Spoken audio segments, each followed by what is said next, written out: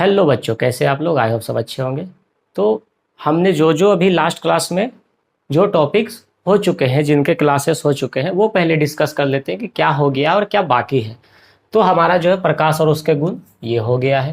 प्रकाश का अपवर्तन, परावर्तन तथा उसके नियम, दर्पण तथा उससे संबंधित परिभाषाएं, प्रकाश किरण तथा अभिसारी और वास्तविक प्रतिबिंब, ये भी हो गया। दर्पण से संबंधित प्रतिबिंब बनाने के नियम, गोलीय दर्पणों से प्रतिबिंब बनाने निर्माण और दर्पण सूत्र, इतना हमने ऑलरेडी कंप्लीट हो चुका है। अब आज से हम जो है प्रकाश के अपवर्तन व नियम और कांच के स्लैब द्वारा अपवर्तन, ये आज हम करेंगे। कैसे होता है प्रकाश का अपवर्तन, परावर्तन हमने जान लिए, उसके नियम, उसके दर्पण के सूत्र, दर्पण का निर्माण, प्रतिबिंब का निर्माण, ये सारे हमने देख लिए हैं।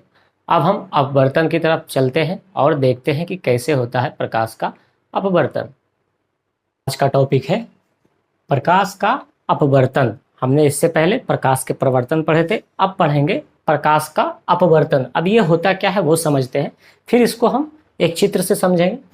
प्रकाश की किरणों के एक माध्यम से दूसरे माध्यम में जाने पर उसके पथ में जो परिवर्तन की घटना ही कहलाता है प्रकाश का अपवर्तन। मतलब प्रकाश एक माध्यम से दूसरे माध्यम में जब चला जाएगा और वो अपने पथ से विचलित हो जाएगा या अपने पथ से परिवर्तित हो जाएगा, तो इस घटने को हम क्या बोलेंगे? प्रकाश का अपवर्तन। अब वो होता कैसे है? जैसे सपोज अगर ये हम कोई बोल दे कि ये दर्पण है, तो इस पे जब प्रकाश की किरणें पड़ेगी तो ये क्या है? परावर्तन होकर के वापस लौट जाएगी, जो हमने दर्पण में पढ़ा है। पर अगर वो कांच का हिस्सा जिसको हमने एक साइड कलई करके उसको हमने दर्पण बनाया था, अगर उसको कलई ना किया जाए और सिर्फ कांच ही रखा जाए, तो क्या होगा? जब एक तरफ से प्रकाश की किरणें उस कांच पे पड़ेगी तो दूसरे तरफ से, दूसरे माध्यम से वो बाहर चली जाएगी। जैसे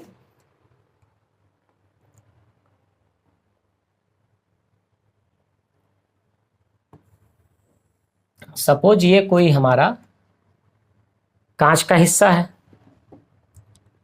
दर्पण नहीं है, ये कांच है। अब इसमें क्या होगा? अगर प्रकाश की किरणें ऐसे आएगी तो अब ये क्या है? ये तो अपना कलई किया हुआ है नहीं, तो क्या होगा? ये टकरा के वापस नहीं जाएगा, ये क्या होगा? दूसरे माध्यम में, मतलब आर पार हो जाएगा, दूसरे साइड से निकल आएगा ये। तो इस घटना को हम क्या बोलते हैं? प्रकाश का अपवर्तन। पहले क्या होता था? जब हम इस साइड की कलई करते थे तो ये इससे टकरा करके यहां से लौट जाती थी, पर अब क्या है? हमने कलई नहीं किया, ये सिर्फ कांच है, दर्पण नहीं है, तो ये एक तरफ से जाएगी और उसके परावर्तक पृष्ठ तो है नहीं, तो उसको वो पार कर जाएगी, वो एक माध्यम से दूसरे माध्यम में चली जाएगी और इसके जो पथ है उसमें कुछ ना कुछ परिवर्तन आएगा। अब वो कैसे आता है वो देख लेते हैं कि वो परिवर्तन कैसे आता है। फिलहाल हम समझते हैं कि ये प्रकाश का अपवर्तन है वो कैसे है कि कोई भी कांच का अगर स्लेब होगा, उससे अगर प्रकाश की किरणें टकराएगी और उसको वो पार कर जाएगी, मतलब एक माध्यम से दूसरे माध्यम में चली जाएगी, तो वो कहलाएगा प्रकाश का अपवर्तन। यही हमने यहां पे लिखा भी है, वो कहलाएगा प्रकाश का अपवर्तन। जब वो एक माध्यम से दूसरे माध्यम में चला जाएगा और पथ में परिवर्तन की घटना को प्रकाश का अपवर्तन कहलाता। और प्रकाश के अपवर्तन का कारण प्रकाश की चाल का विभिन्न माध्यमों में भिन्न भिन्न होना। अब ये विभिन्न माध्यमों में भिन्न भिन्न होना, मतलब चाल कैसे उसका भिन्न हो सकता है वो देखते हैं।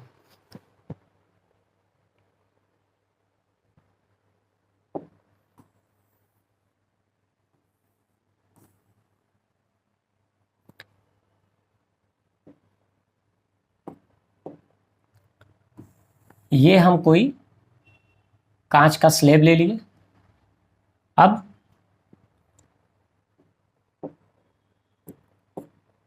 इस पे क्या होगा? प्रकाश की किरण आएगी इस तरह से और ये जाना चाहिए सीधा ऐसा,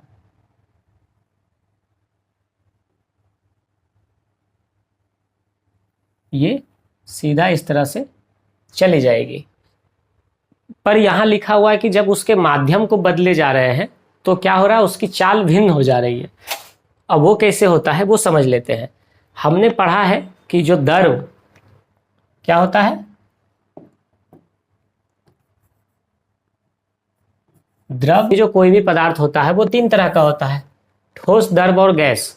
तो हमारा जो गैस होगा, जो वायु होगा, उसमें क्या है, जो कण होते हैं वो दूर दूर होते हैं, तो उसमें क्या, प्रकाश तेजी से गमन कर सकती है, तेजी से उसका जो चाल होगा वो तेज होगा, क्योंकि वहाँ क्या है, कण बहुत दूर दूर है। और वही अगर द्रव की बात करें तो यहाँ पे कण क्या है, थोड़े सटे सटे से है, थोड़ा करीब है, तो यहाँ पे क्या है, चाल थोड़ा धीमा होगा। और वही बात करेगा ठोस की, तो वहाँ क्या है, जो कण है वो क्या है, एकदम सटे है, तो वहाँ पे क्या है, जो हमारा प्रकाश का चाल होगा वो काफ़ी धीमा होगा। तो यही है कि अगर हमारा जो प्रकाश की किरण है एक माध्यम से दूसरे माध्यम में जाती है तो अपने पथ से विचलित हो जाती है, और उसके चाल भिन्न भिन्न होते हैं अलग अलग माध्यमों में। अब जैसे हम यहाँ की बात करें तो यहाँ क्या है, यहाँ पे है वायु, है ना, यहाँ हवा है जहां से प्रकाश की किरणें आ रही है, और वायु क्या है, विरल माध्यम है। वायु क्या है, विरल माध्यम है, यहाँ पे कण बहुत दूर दूर है, तो यहाँ पे जो प्रकाश की चाल होगी बहुत तेजी से होगा, मतलब वहां पे क्या, चाल ज्यादा होगा। और वही अगर कांच की बात करें,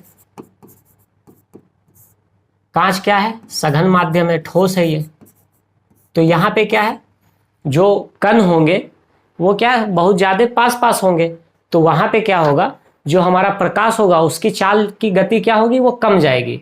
तो यहाँ पे क्या है, जब ये विरल से सघन माध्यम में जाएगा तो इसकी चाल क्या होगी, वो कम हो जाएगी, तो वो अपने पथ से परिवर्तित हो जाएगा या विचलित हो जाएगा, ये दूसरे डायरेक्शन में जाएगा।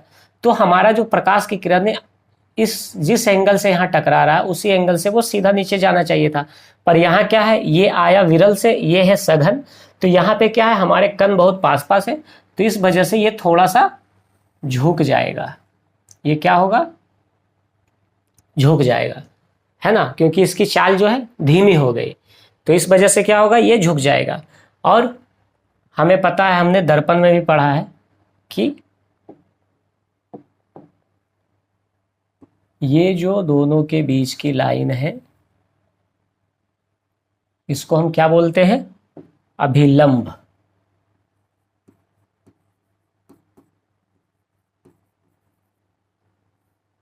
और इस किरण को आपतित किरण।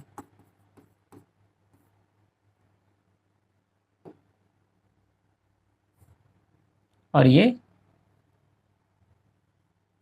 अपवर्तित किरण।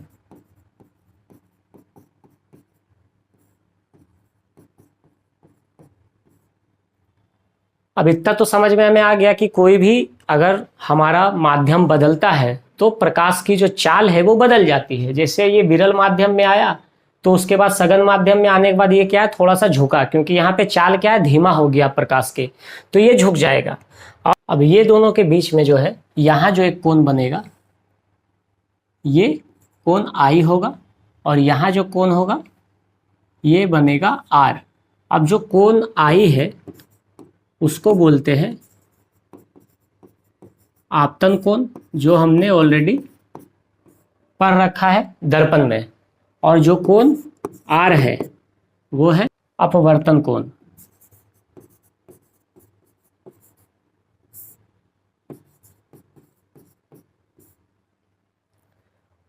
अब हम देखें, ये जो हमारा आपतन कोण है और ये परावर्तन कोण है, तो दोनों कोणों में सबसे बड़ा कोण कौन सा है, ये दोनों में जो कोण है, कोण आई है और कोण आर है।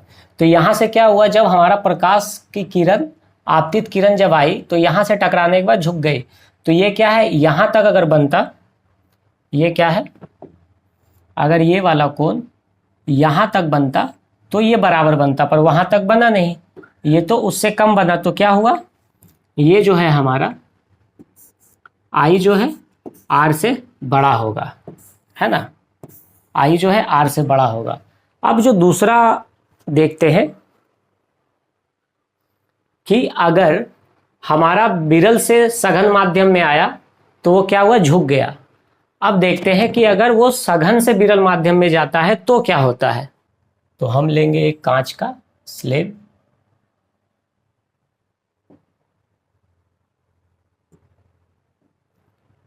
ये रहा प्रकाश की किरण,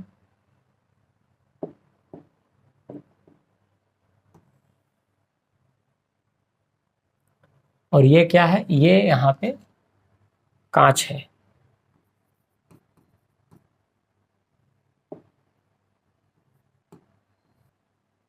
ये सघन माध्यम है, और यहाँ क्या है, यहाँ वायु है, ये विरल माध्यम है। अब जब सघन माध्यम से विरल माध्यम में आएगा तो सघन माध्यम में क्या है, चाल धीमा है। वही जब विरल माध्यम में जब आएगा प्रकाश की किरण तो क्या होगा, चाल उसकी जो है बढ़ जाएगी। तो जब चाल बढ़ेगी तो ये क्या होगा, इसको जाना चाहिए था यहां से,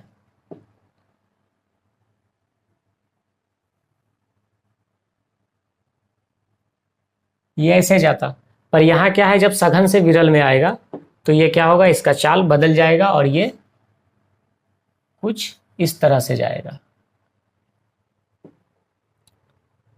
और हमें पता है कि एक अभिलंब भी होता है, तो ये हमारा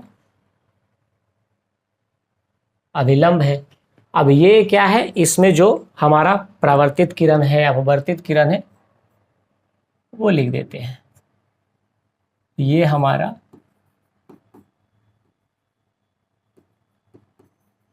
अभिलंब, ये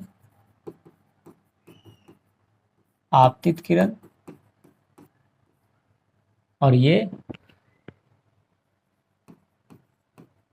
अपवर्तित किरण।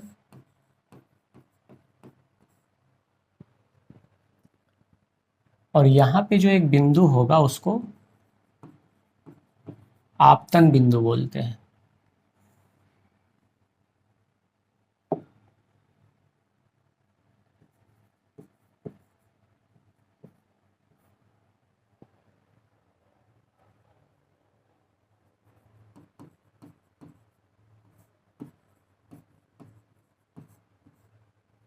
अब इसमें क्या हुआ, ये जब सघन माध्यम से विरल माध्यम में आया तो ये थोड़ा सा आगे की तरफ गया। वो इसीलिए क्योंकि हमारा क्या है, सघन माध्यम में चाल जो होती है प्रकाश की वो धीमा होता है, और विरल माध्यम में चाल जो होता है वो तेज होता है, अधिक होता है। तो इसीलिए वो क्या है, अपने पथ से दूर भागेगा, दूर जाएगा। और वही जब हमारा विरल से सघन में आ रहा था तो क्या है, चाल जो है विरल में तेज था और सघन में धीमा हो गया, इसके लिए वो अपने पथ से थोड़ा सा पीछे हट गया और इसमें आगे बढ़ गया। अब अगर ये दोनों के बीच की कोण की बात करें, ये कोण आई और ये कोण जो है आर, तो हमारा जो आई है वो क्या है, वो छोटा है आर से। जो आपतन कोण है वो अपवर्तन कोण से छोटा है, क्योंकि हमारा क्या है, जो अपवर्तित किरण है वो दूर हट गया है, क्योंकि वो क्या है, सघन से विरल में आया है। तो आई होप कि आपको इतना समझ में आया होगा। अब देखते हैं इसके दो नियम।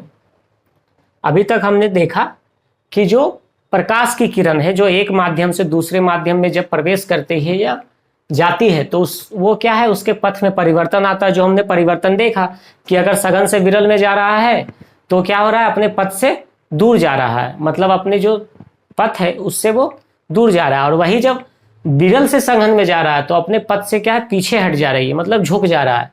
और प्रकाश का अपवर्तन का कारण कि चाल का भिन्न भिन्न माध्यमों में भिन्न भिन्न होना, जो हमने देख लिया। अब है जो प्रकाश के अपवर्तन के नियम। अब जैसे हमने प्रकाश के परावर्तन के नियम पढ़े थे वैसे ही प्रकाश के अपवर्तन के नियम है। तो जो हमारा प्रकाश का अपवर्तन का पहला नियम है वो कहता है, आपतित किरण, अपवर्तित किरण तथा आपतन बिंदु ये तीनों एक ही तल पे होता है। तो जो हमारा परावर्तन का नियम था वही यहाँ पे अपवर्तन का नियम है कि आपतित किरण, परावर्तित किरण, अपवर्तित किरण तथा आपतन बिंदु एक ही तल पे होता है। अब वो कैसे होता है वो हम यहाँ से देख लेते हैं। ये हमारा आपतित किरण है और ये अपवर्तित किरण है और ये हमारा आपतन बिंदु है। ये तीनों क्या है, एक ही तल पे है। जो हमारा अक्ष है इसको हम क्या बोल सकते हैं, अक्ष ही बोल सकते हैं। जो मुख्य अक्ष है उसी पे हमारा सब है। आपतित किरण, अविलंब और आपतन बिंदु, ये क्या है, तीनों एक ही तल पे है। जो हमारा प्रथम नियम कहता है प्रकाश के अपवर्तन का, प्रथम नियम आपतित किरण, परावर्तित किरण तथा आपतन बिंदु तीनों एक ही तल पे होते हैं। अब जो है द्वितीय नियम, किन्हीं दो माध्यमों के लिए आपतन कोण की ज्या, मतलब दो माध्यमों के लिए, जो हमारा माध्यम है जैसे विरल से सघन में आ रहा था, सघन से विरल में जा रहा था, तो उसमें किन्हीं दो माध्यमों के लिए जो हमारा दो कोण बन रहा है, एक आपतन कोण, उसका ज्या प्लस अपवर्तन कोण और उसकी ज्या के अनुपात नियतांक होता है। वो कैसे, ये दोनों का जो अनुपात होगा, एक हमारा जो आपतन कोण है और एक जो परावर्तन कोण है, तो ये दोनों का जो है साइन आई और साइन आर, ये दोनों का जो अनुपात होगा वो नियतांक होगा, मतलब वो बदलेगा नहीं, वही नियत होगी उसकी। ये क्या होगा, नियतांक होगा। और यही कहलाता है प्रकाश का अपवर्तनांक। ये जो नियतांक है यही अपवर्तनांक भी कहलाता है प्रकाश का, और इसी को बोलते हैं स्नेल का नियम। ये क्या है, ये दोनों का माध्यम का जो कोण है, दोनों की जो ज्या है, उसका जो अनुपात होगा वो क्या, नियतांक होगा, और इसी को प्रकाश का अपवर्तनांक कहते हैं, और इसी नियम को हम स्नेल का नियम कहते हैं। आई होप कि आपको इतना समझ में आया होगा कि ये कैसे काम करता है, और जो हमारा प्रकाश के अपवर्तन के नियम है और प्रकाश का अपवर्तन हम किसे कहेंगे और ये कैसे हम दिखाएंगे परीक्षा में, वो आपको हमने ये बताया। ये आप नोट डाउन करके रखें। बहुत बार ऐसा पूछता है कि अगर हमारा प्रकाश की किरण एक सघन माध्यम से विरल माध्यम में जाती है तो प्रकाश की चाल क्या होगी, या विरल सघन माध्यम से विरल में जाएगी तो क्या होगी, और विरल से सघन में जाएगी तो क्या होगी, एक ही माध्यम में चाल क्या होगी प्रकाश की, वो भी आपको बताना है। तो अगर माध्यम एक ही है, अगर वो ठोस है तो ठोस में ही उसका पथ है, तो क्या है, अपने पथ से विचलित नहीं होगा, वो सीधी रेखा में गमन करेगी।